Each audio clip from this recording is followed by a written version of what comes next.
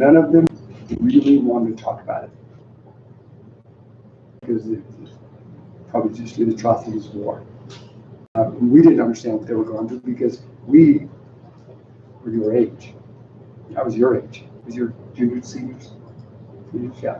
So we were just kind of experiencing, they're experiencing like in 68, 69, you know, and that was the height of the war. And so we didn't know really what PTSD was at the time. We just knew they were coming back messed up. Nobody knew until much later they realized what that was all about. But we just knew we were kind of tail end, and we knew that we would be subjected to the draft. We knew that, yeah, we're going to have to register for the draft, and we all thought we would be drafted because we didn't know how long the war was going to go on or whatever. So we were kind of walking on eggshells a little bit too. So you know, graduated from high school, came to Montana, and finally when it was between my freshman and sophomore year. Looked at it, was February is when they pulled the numbers, and I had to kind of do my research on this one because when we pull up the draft date, yeah, it's actually the year is. I graduated in 71. Draft year was 72 or 3, and it says if you're born in 1953, you're subjected to this lottery. These numbers. So you know, I was student carol, and they you know, of course when you're 18, how many of you are 18? You're 18. oh wow, No, 17. Okay. So at 18, you still have to register something. yeah, you have to register, don't you? So you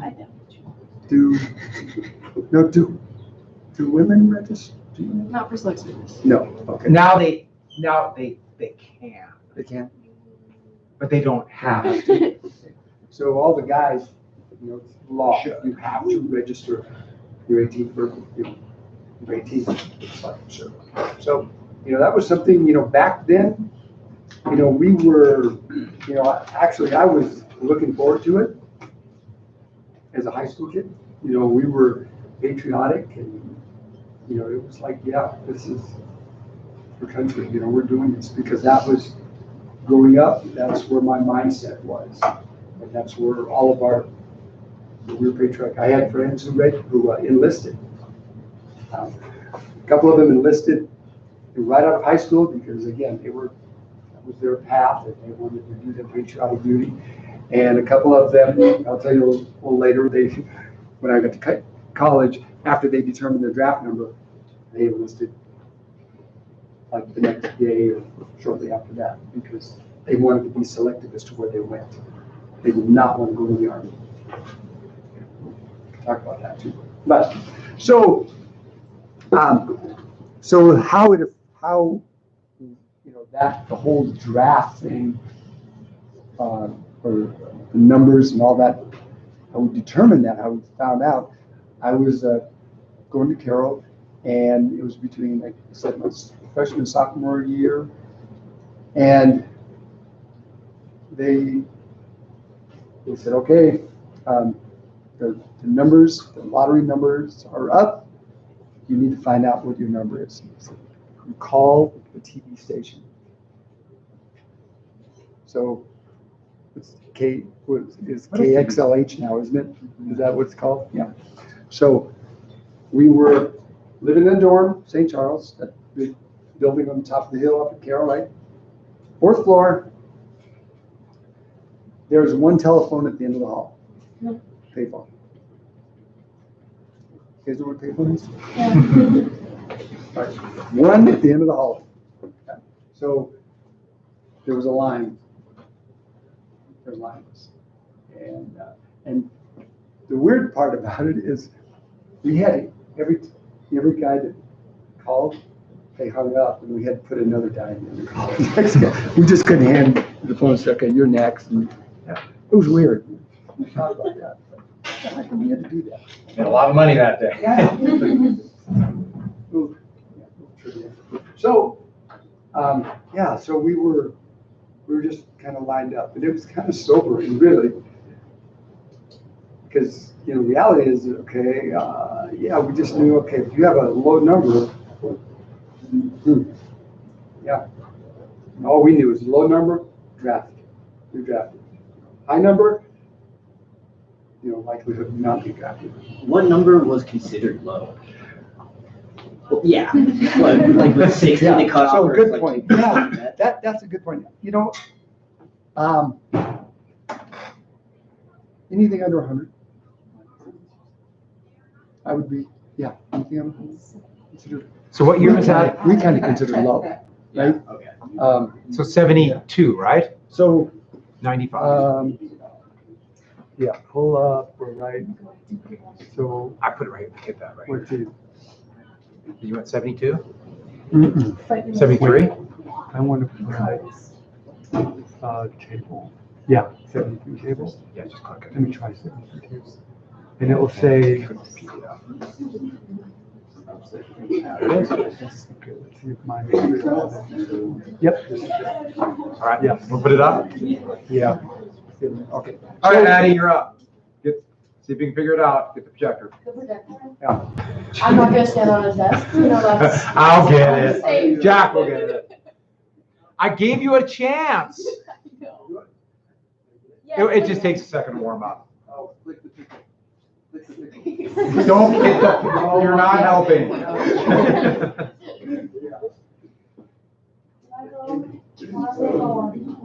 Yeah, no, me too, I'm hoping for it.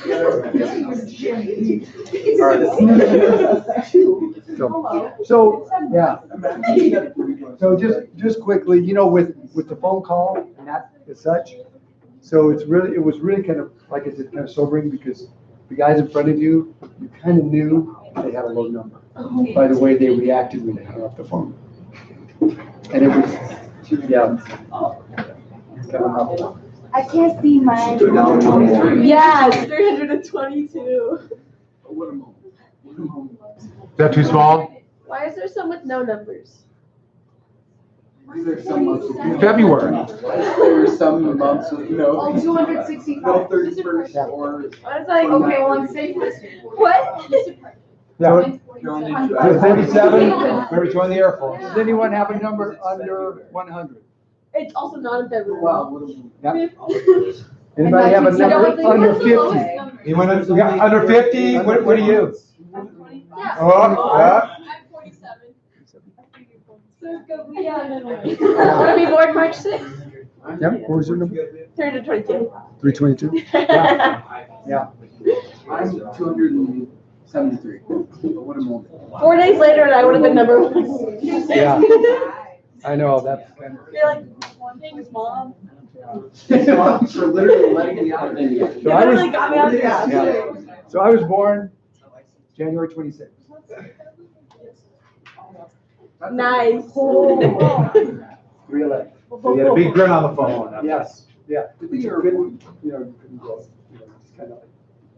You weren't on September 26.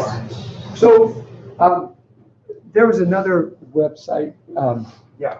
telegram cards. Although I'm a girl, so I wouldn't even know. Really cool website. It was from to be female. This one? I think. Uh, Girls need to be drafted. Yeah, images of draft cards. No, I agree, but Yeah. this is kind of what they believe. And I'm in the strict Because they'll see strategy. that. You know, so they know this thing. Like, oh, sorry. I don't get 30. Ooh, I'm 30. Okay, so, you know, doing, you know, some, just kind of some research, I just show them all of them. Show 'em So, all. yeah, the draft was, they were drafting in World War I and II, I mean, yeah, so, yeah, so these are all copies of draft cards in various wars, different, and also different states, you know, draft cards look a little different. And, oh my goodness. I just see one here that has January 26th on it. What's that? 1938. Can you get that one, Mr. Burke? Yeah. That's weird because that's actually what my draft card looks like. Where's that? It's Michigan. Detroit. Yeah. Yeah, so Detroit. Right? Yeah. That's had a peacetime draft in the 50s, so yeah. So it's kind of, My dad's look like that. so, so my draft card, I still have it. And there were people, you may have heard, I don't know, in the late 60s, 68, 69, people were burning the draft cards because that was a big protest. Yeah. And, I went and you could see guys burning it and stuff. And it's kind of strange. And, that wasn't me at the time. Although as I got older, I realized, it wasn't a popular war. And I don't think we won that war. I don't think we did we? No. Yeah. It wasn't very popular. Yeah. But I mean, again, at the time, I was all about patriotism and such. But I kept mine. Actually, I put it away and I forgot about it. And like years later, I just came across it, in one of my briefcases that I kind of just had, and it survived moves from California to Montana. So this is the original draft card. Okay?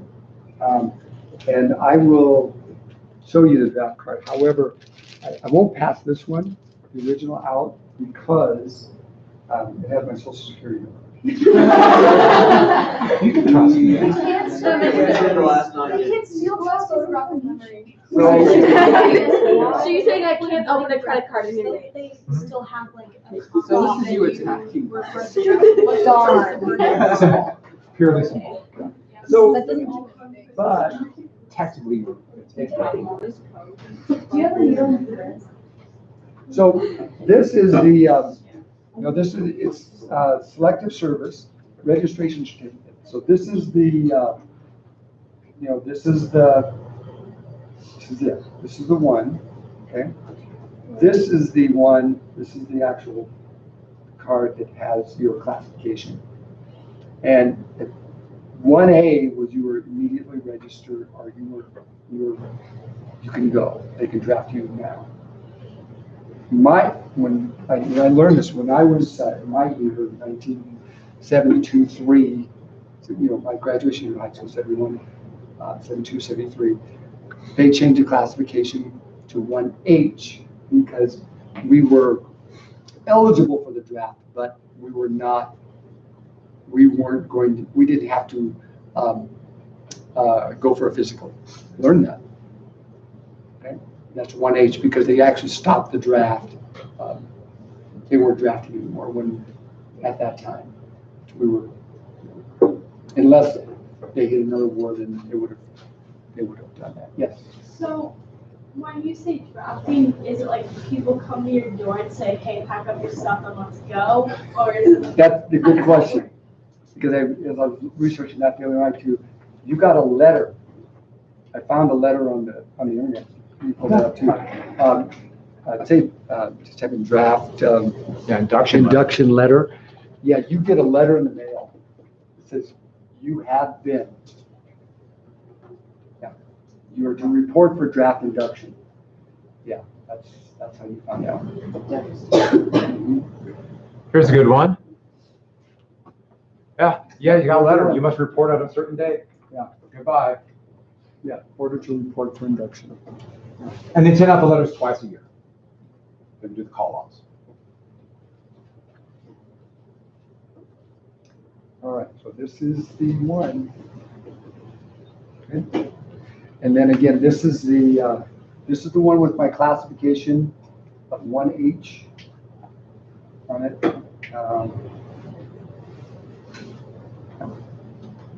Local board, Los Angeles County.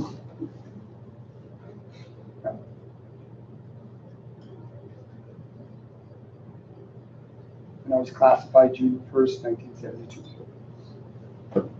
And my selective service number. I'll pass. Don't have a middle name? Because what I did, this is actually this one. Okay, that's this one. I just crossed out my sister. You don't have a middle name? No. Well, that's a long story.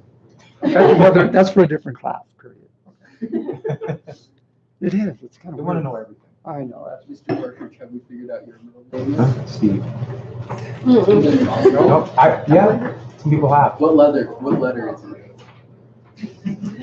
That's another period. It's Calhoun.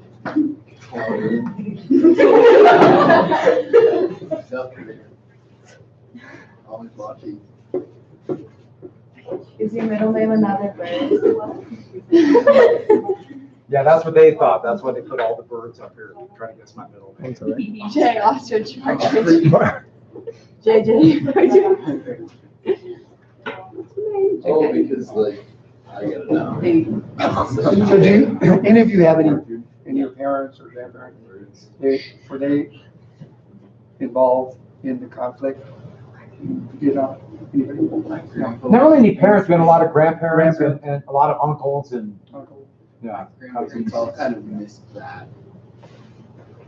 My grandpa just barely missed it. He was an only Oh, child, yeah. so my grandma sent him a letter. That's another Mhm. point I was gonna bring up.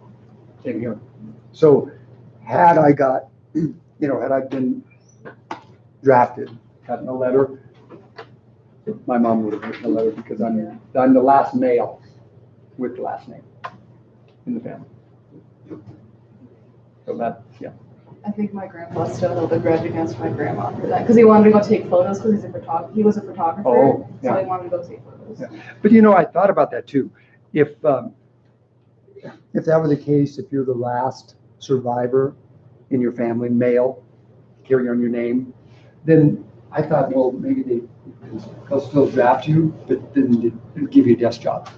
I thought maybe that's what they would do, but Yeah, they just won't take it all. Just won't- That goes back even to the Civil War. is that right? Well, that's Saving Private Ryan. That's Yeah. kind of based on that. Oh, yeah. Yeah, I mean, Yeah. it's not true, but they made it, They made a it. good story that wrap around that idea.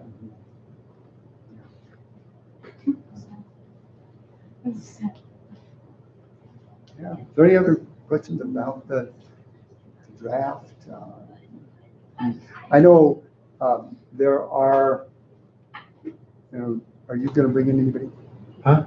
What was his name? Ron Yeah. Burns. Yeah, I know Mr. Rogers brought in a person who actually was in Vietnam. I'm not sure. Is Ron Burns look like Santa Claus? No, it's right. He's in Denver right now, and he won't be up there till the last week of October. So even though we'll be in a different unit, Oh, we're gonna go great. back to Vietnam one day. Because he does want to come talk. And then, of course, make sure that Mr. Partridge does the music of Vietnam. We're planning on doing that next Friday. Are you ready? Mhm. Yeah.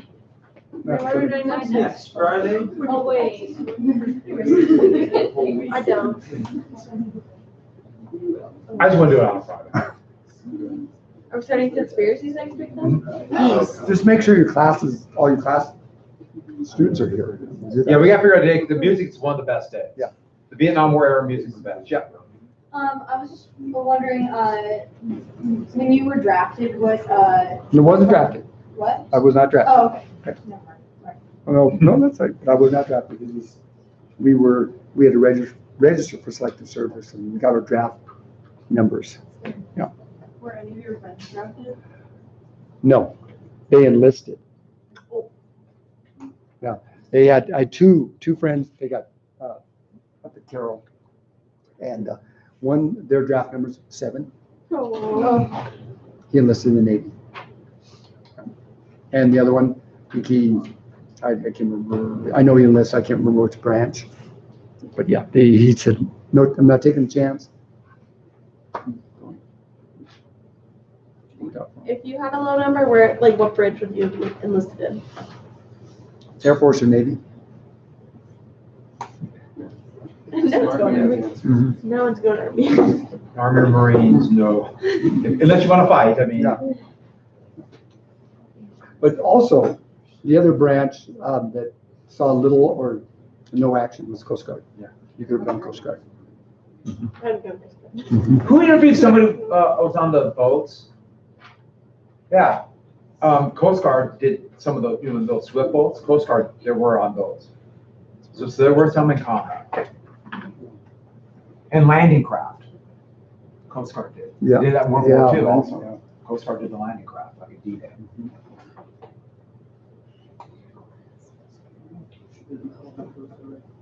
Put And type in another picture of burning draft cards. burning draft cards. We saw a couple of those in the video we saw. And so when you were in school, what did they say about the war? Like teachers and like, do you even remember? Again, we were kind of in the beginning, we were in the middle of the protests, kind of 70, 71, 72, towards the end of the war. But that's when they were really ramping up and the protests were going on and, Nixon? Johnson then Nixon. Yeah. And yeah, it was not, like I said, it was not a very popular war. And I kind of in the hippie movement, because I was kind of in that a little bit, not too bad, but. Well, it's not bad. Yeah. Did you ever see any anti-war protests? What's that? Did you ever see any anti-war protests? No, I never really, and I heard that they had them at Montana, at the university. Mm-hmm. But, Carol, there was, and just. How was, because you were still in high school as the Vietnam War was going on, right? Yes. How was it, like, how was the environment at school with the war going on? Like, what were students' opinions on it? Was there like any maybe movements within the schools that like opposed it? Good point, good question. Again, my friends, my good friends had brothers, and their brothers and their friends, they were in the conflict. And, we were kind of, you're high school kids, so you're into other things, right? You're not really, what you see on the news is, and that's a whole other story. What you saw, what you're subjected to in the news, because they showed you what they wanted to show you. But, we saw something every night about Vietnam, about the conflict, about casualties, about, it was like a scoreboard. And it was strange. They would have how many Vietnamese were killed versus how many Americans. And it's almost every night, it was like a tally. And we were, to say that we were getting false information, probably, or not enough, because in the end, we didn't win that war. But yet, they said that they had a lot more casualties than we had. And I'm sure they did, but it was just, yeah. And so, to answer your question, as far as the opinion of our, us, we were just kind of focused on what we saw on TV. It's like, oh yeah, we're winning. Because at the time, we just saw, yeah, we're winning the war, Well, I didn't realize we lost the war until I was an adult. It's like, what? We didn't win? Yeah. So, but, then of course, what we saw was this kind of stuff. The protests from, a lot of the protests were, in larger cities back, DC and New York, and yeah. And a lot of people, I don't know anyone personally, but they fled north. They moved to Canada. How did the media shape your opinion of the war? Just just like, we were impressionable and young. And so, put this in perspective, okay? Keep this in perspective. So, and this may not be a surprise, but so we had one TV in the house at the time, the war. One TV in the house in this early part of the war. It's black and white, 3 channels. NBC, ABC, and CBS. Okay? And the only information that we got was from the TV. Right? We didn't even get the paper, the newspaper. So, like I said, the scoreboard every night, the Walter Cronkite news. Oh. Yeah, they would, whatever they put up is how we, would shape our minds, and it was it was us against them, and that's where we were. We were, yeah. So, like I said, I would, at the time, when I was in high school at the time, I was 16, 17 years old. If I were the height of it, if I were able, I would have enlisted. Because I was like, I want to fight for my country. And my path went to college, and then you're exposed to more information. It's like, well, wait a minute. Why are we there? And that's just you learning, reading, and keeping, keeping your eyes open to differences. And yeah, so, but that's, I was shaped by the media, which was 3 channels, right? And yeah, and just being pro-America, so, and then as you get older, and again, you're exposed to more, you read more. At what point did your views start to change? Oh, that's a good question. Yeah. It was, and it just kind of, it's when my friends' brothers came back and seeing what they had experienced, and just watching them, seeing them, and talking to my friends who their brothers opened up a bit more to them, so they could share a little bit more of what it was all about, and then,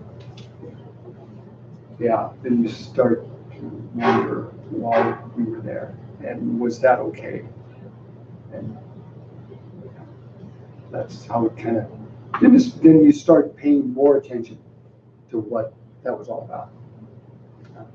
Today, you just, of course, you just take everything, I know you probably don't take it for granted, but being in this class and being able to talk about this and getting, read and having everything at your fingertips. You want it, it's right here. On your phone, instant. That was not the case. Think about it. It was not the case back then. Again, think 3 channels. 3 channels, and that's it. And it was a half-hour news every night, 3 channels. When you would have enlisted during the height of the war, what did you think the reason was for us being in Vietnam? Well, at the time, my scope was pretty limited. It's just, it was like freedom. They're trying to take our freedom away, which was The North Vietnamese? Yeah, it's like, why? Yeah, that's how we were, that's all we were conditioned to think, right? Yeah, it's against democracy. It's like, they're gonna, yeah. So whatever we can do, yeah. That was our mindset. Now, as it turned out, it's like, well, no, that wasn't the reason, so, but that's how we were conditioned, like you said. And then your views change as you get older.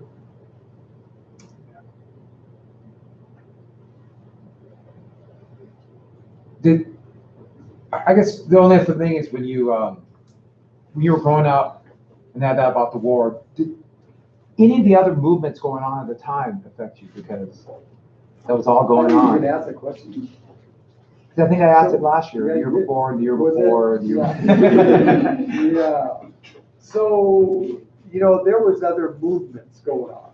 You heard of the Panthers? Yeah, Black Panthers. Yeah, that was a movement.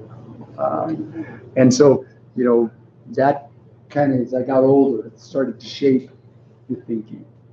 Yeah. And civil rights. And it's like,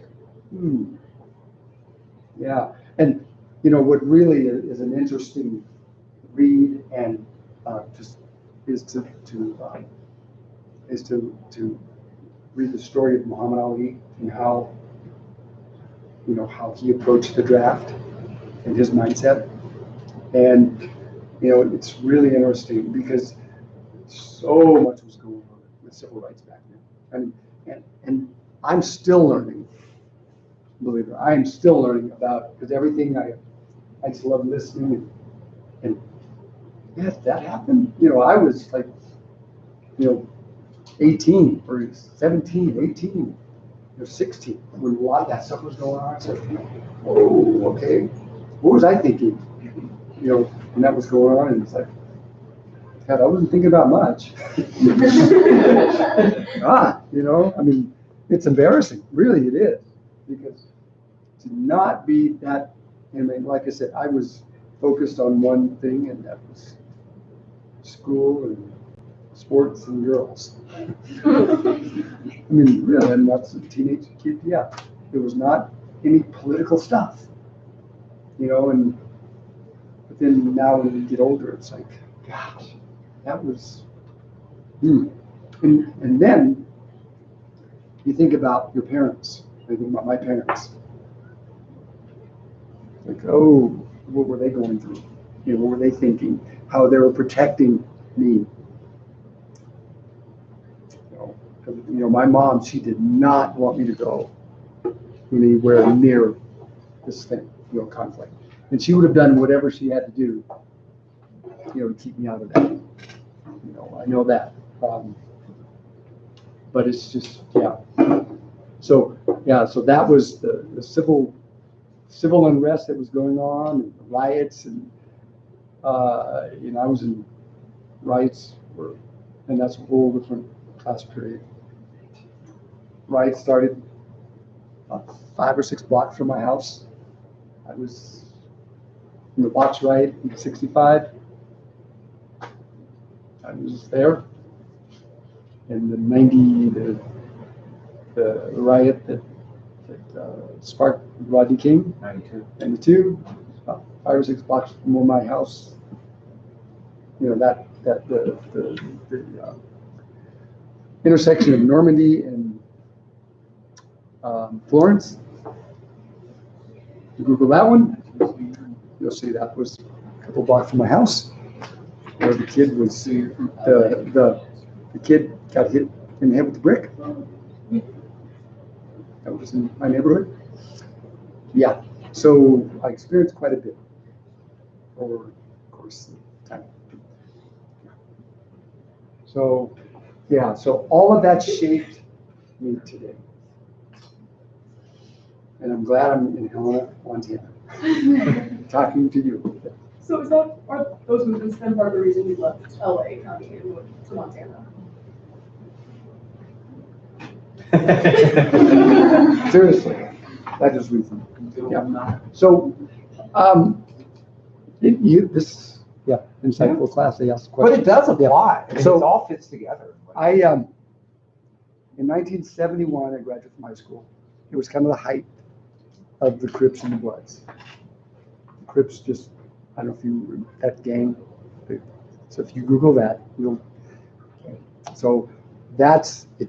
They just started, and I knew I had to get out because that was in the neighborhood, and I just knew, I had to get out. And I was fortunate because very fortunate. Got, opportunity to play football at Carroll, came into Helena, never left. Never left. I mean, literally, I did go back and I was back and forth, go home and visit. But graduated from Carroll, ended up started teaching here and had no desire to go back, to live. I do love Southern California's best weather in the world, and there's a lot to do. But I have no desire. More than Helena? But no desire to go back to it. But yeah, that it did.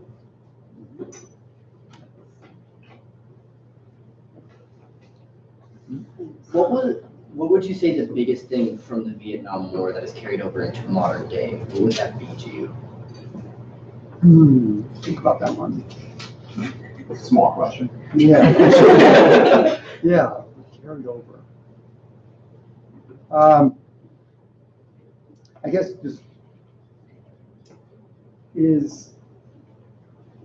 it would be not necessarily anything about the conflict itself, but how it was portrayed, how the information got out, how they sold it to the American public.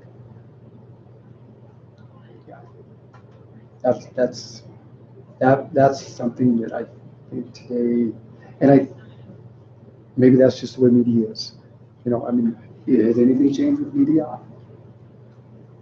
We get what we get, right? But we have a lot more of it. We get nauseous watching it. There's so much of it. But yeah. Did that answer your question? Sort of. Kind Just how the media interprets and what they give to the public? Yeah. Because again, when we were the conflict was there, they told the media told us what they wanted us to see and hear. And today, that's kind of the same thing. Do you think the media was largely pro-war or anti-war? Pro. Yeah, at that time. Yeah, because it was the scoreboard. They had and that was really kind of strange, I thought. They put up the count, yeah.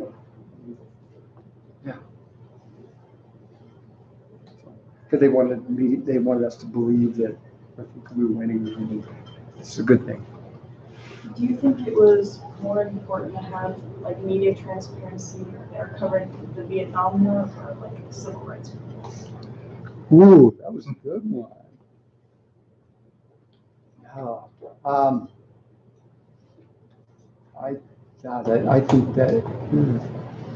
I think both. Yeah, because I mean, like, They would have yeah. both. There's at that time they were both as important, I think. I just took the middle road on that one, didn't Yeah, that's a good answer. I? But I believe that. I think I do believe that it was an important thing to have both because it affected Americans the same. That's a good answer. That's a good question. Mm-hmm. Any more? Gosh, you end up being all period, and what are you doing Monday? I know. No, I'm coming back to the music one though. Yeah. Music? You should do it. Yeah. No, I'm coming. I love it. I love listening. Any other questions? Gosh, thank you for coming in. Appreciate it. Nice job. Thank you for your question. That was thought-provoking. Yeah, you did really well. That was great. All right. You guys have a great weekend. Bye. Thank you.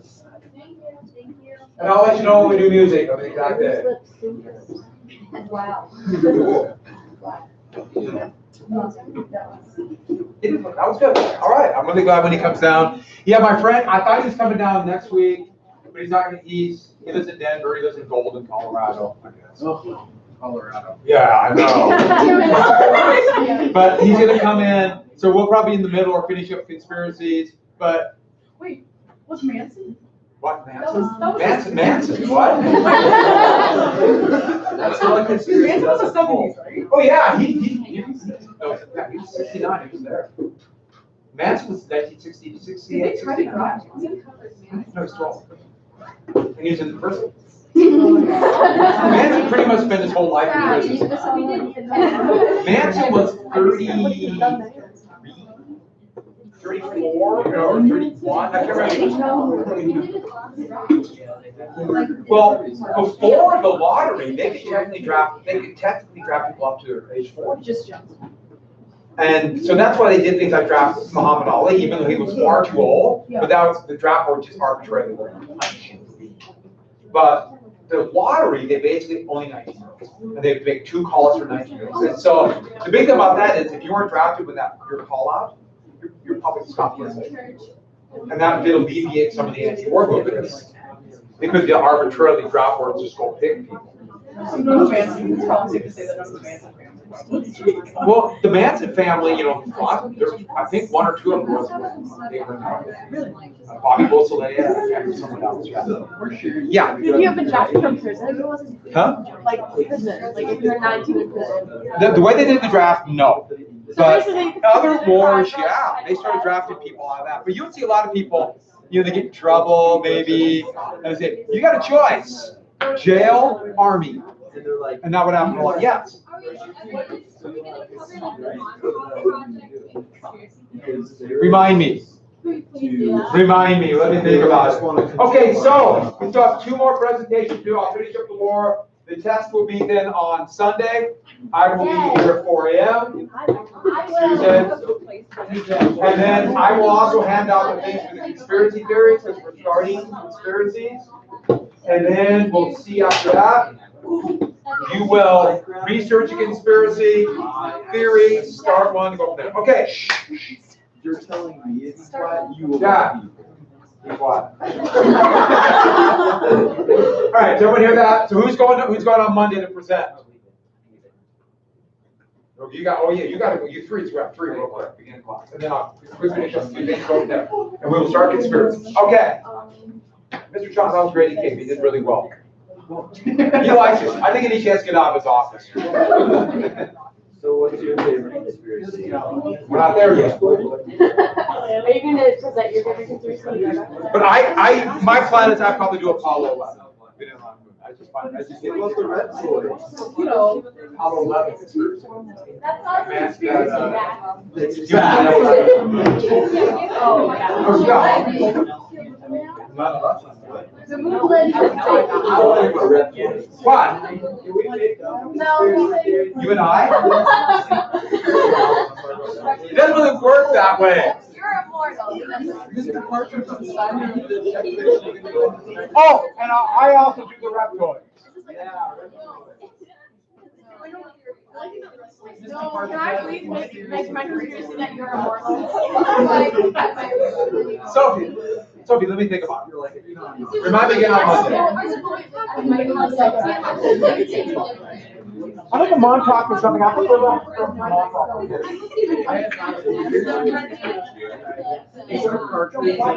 You don't know his birthday. You've never seen him. I'm trying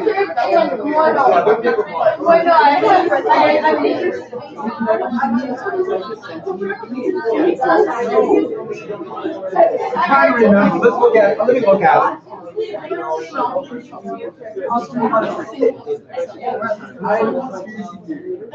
Congratulations. You're one of the scientific experts. I took it home. Every time you zone out, that's you, like, the views just change and you just. It's the butterfly effect, yep.